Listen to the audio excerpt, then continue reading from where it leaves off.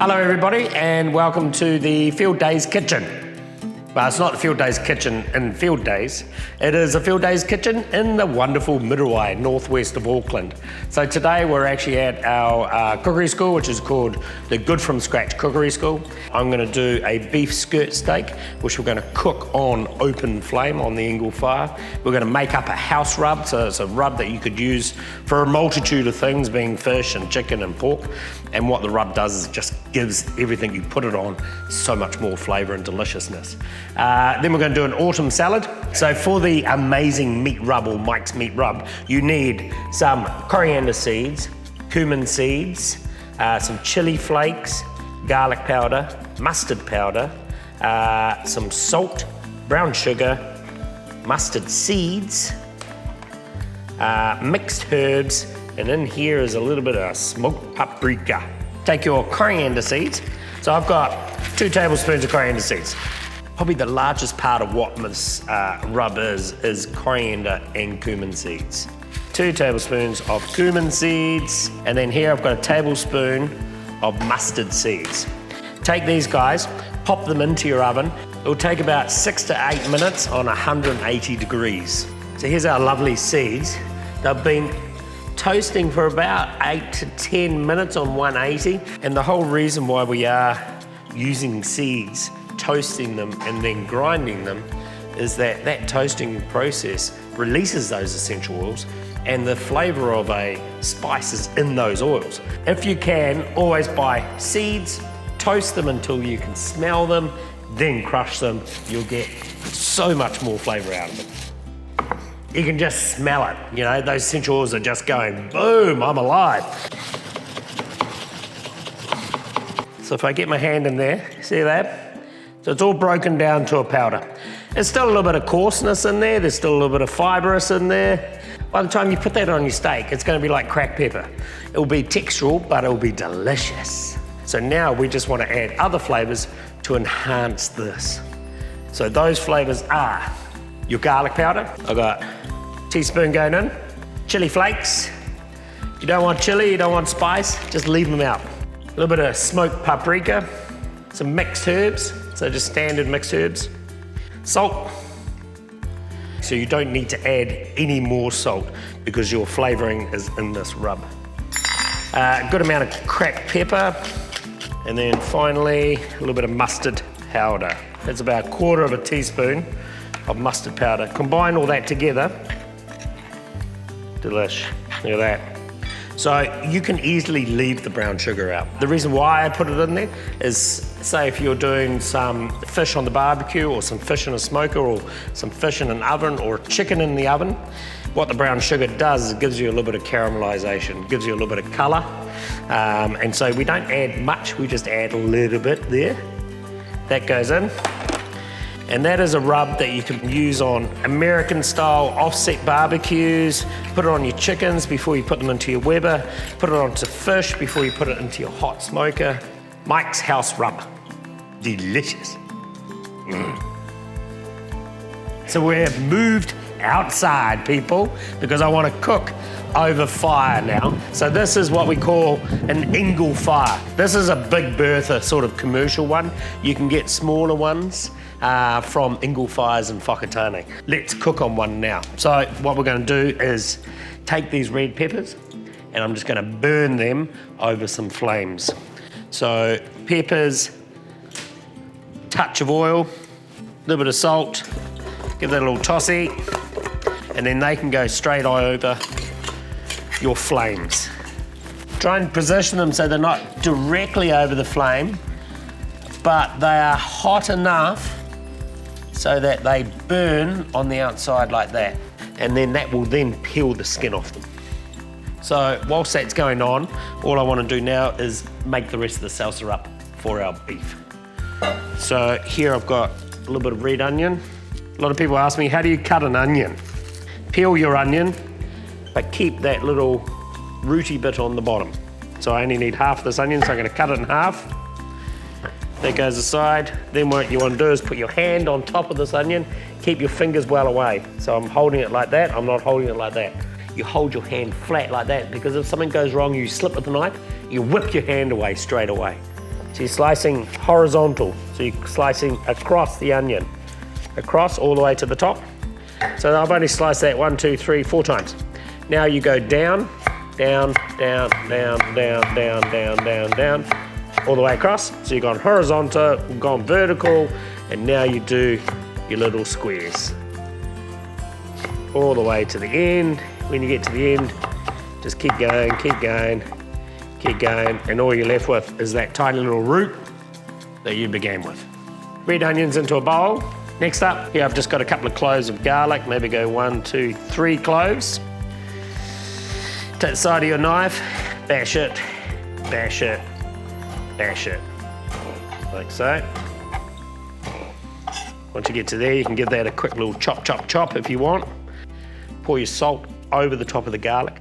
Use the side of your knife, and the salt acts like a little sandpaper and just gets in there and helps to break that garlic down and turn it into a paste quicker. Next up, we've got tomatoes. I'm just going to quarter those, or thirds, and then just slice them into rough chunks. Think of it. Okay, so we take those peppers, just roll them over. See that colour there? See that black char? That is perfect. That's exactly what we're after. Just keep rolling them around until they're black all the way around. Next ingredient, parsley. So I've got a combination of curly and flat.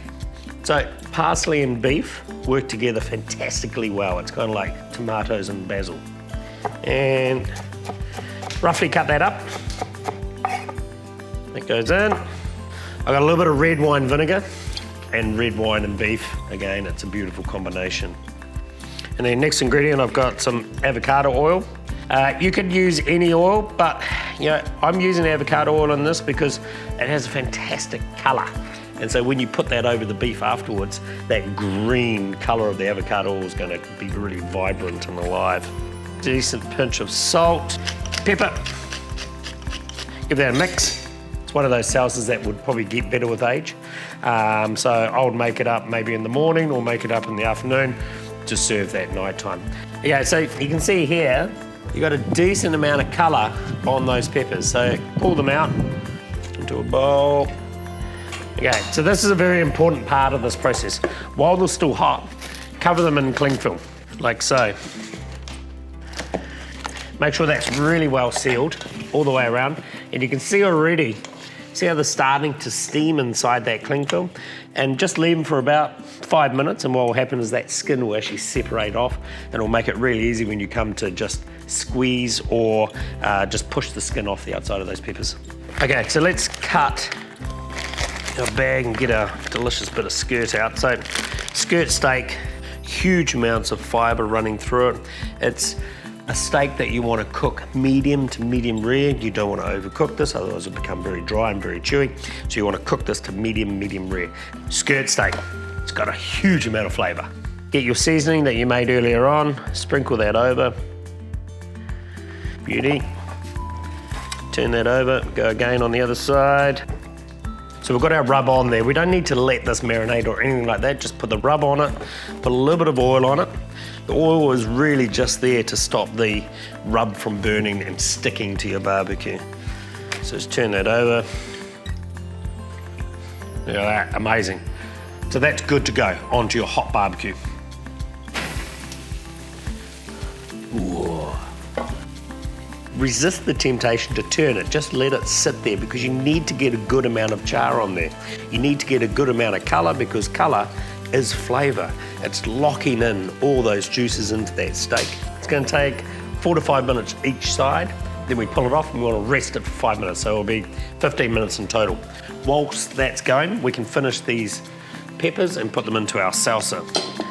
So if I open that up, you can see your peppers there. See, just that little time that it's spent in the bowl under that cling film, it's steamed the skin free from the flesh. And so you just then go all the way around the pepper and you just pull the skin off. Take the center out, pull your seeds out like so, rip that open. Still got a few seeds in there, so just empty them out. Place that onto a board and then cut it up into I would go little dice and into our salsa. Yeah. Right, so the steak comes off. So how do you know when it's done?